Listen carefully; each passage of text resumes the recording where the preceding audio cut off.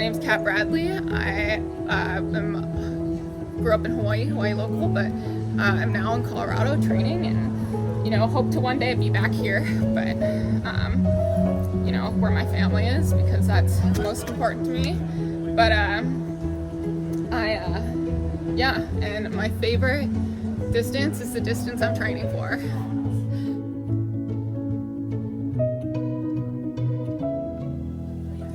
So what was the time she got?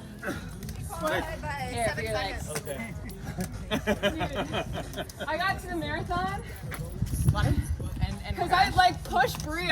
We ran a 17-minute 5K in there because I was just trying to 17 minutes? break it. Yeah. Well, I was just trying to break Bree. She was there. Yeah. And then I paid for it. Oh my God. Oh, that was such a sick finish. That was yes. That was strong. Yeah. Yeah, this is the first time, obviously I went to the mainland, pursued a pro career, was standout track, but burnt out pretty quick, so decided to just go to trails, and it just was so, but I still dabble in roads, Sure. I ran a marathon in 2018, but this was harder, I think, and I ran faster in the marathon. How were you in high school? You were a top runner here in the state? Yeah, so I had to go home. I had I struggled with an eating disorder in high school, so I actually missed 2 seasons. Okay. But when I was running, I was standout, and but then I had to go home. Sure. Yeah. And then, so you ran in college. You pursued I college actually, career for a while? yeah, I did, and I for UCSB, but then just got burnt out, and actually decided to. I came in with a group of trail runners and decided to pursue a career in the outdoor industry, guiding, and then I finished, went to school on and off for a lot of years in Colorado, Boulder. I just got burnt out from track, and with my struggle with eating disorder, it was really, I hadn't balanced that yet, and especially just not having my parents there too. And then everything clicked when I started teaching. I got my teacher cert in Colorado, and started running with a group of people, and it just, then in 2017, I won Western States. And and then everything's been great from there. I had a few years of really bad injury because I got in a car accident in 2015 and broke my back. A little thing called the pelvic ring. Yeah. But I, this last year, I took, due to COVID, I just, I had been just injured, underperforming. And this fall, I took 3 months, zero running, zero exercise in the fall. Then just started again about 6 weeks ago. And, for the first time, and that's what Vicky and I were talking about. We know each other from Boulder. And she hasn't seen me healthy, and I've known her for years. And things, finally, I just need to take that time off, the 3 months off. That's awesome. That's awesome. It's amazing how running, it can be such an experiment with yourself, mentally and physically. Totally. And for me, it was always just such an outlet. Yeah. But, it's only, a healthy outlet for so long. And then I just, I was running for Solomon for a few years, and my contract was about to run up at the end of 2020, and I was highly evaluating if I wanted to go stay pro, because it changed my relationship with running.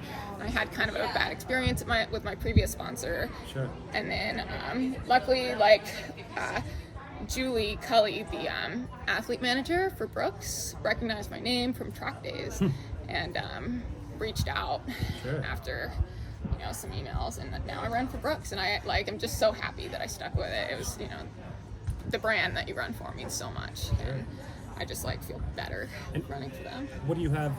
What are you looking forward to going forward? It sounds like you've made some realizations with your training, maybe taking that time off and modulating is a big huge source of success. And just not racing as much. My last sponsor put a lot of pressure to race 6-7 times a year, which is just unsustainable. And then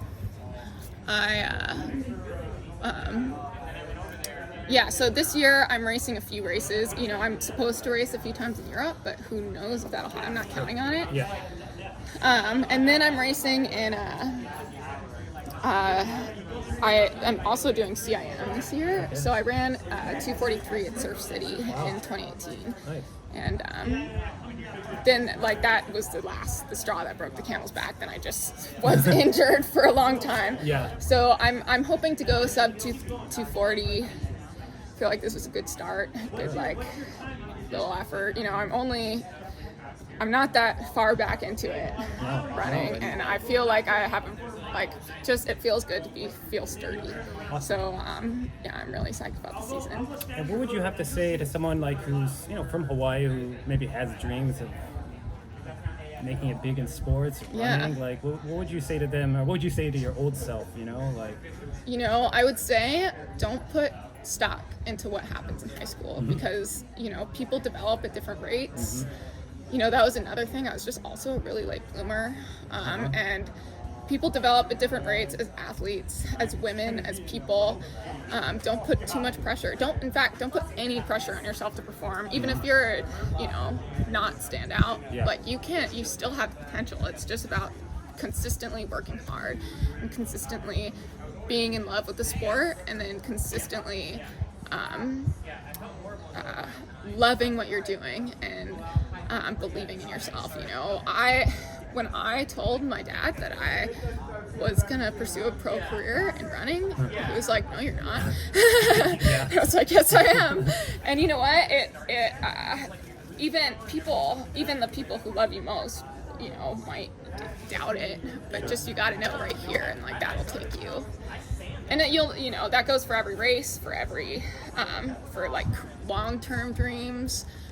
Short-term dreams, you just really, even when it's like today, I had no business, I've hardly been training, or I'm hardly back, and I was talking to my coach, and he's like, we should just go for it, and I'm so happy I did, even though on paper, like, my endurance is not there, so. Perfect. Awesome.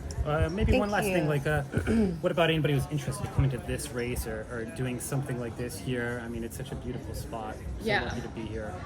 I know. I mean, you can't beat everything about it. The community's unmatched here. If you want to get back to grassroots ultra running, it's gotten, and it's good because it's getting more women in it. It's growing the sport, but it definitely has been more corporate in the last 4 or 5 years of trail running. It's still grassroots here, run a fast time, high five at the finish, all drink a beer together, and that's why I fell in love with the sport, was the community. And and then there's nothing that's better than jumping in the water after destroying yourself. And finally,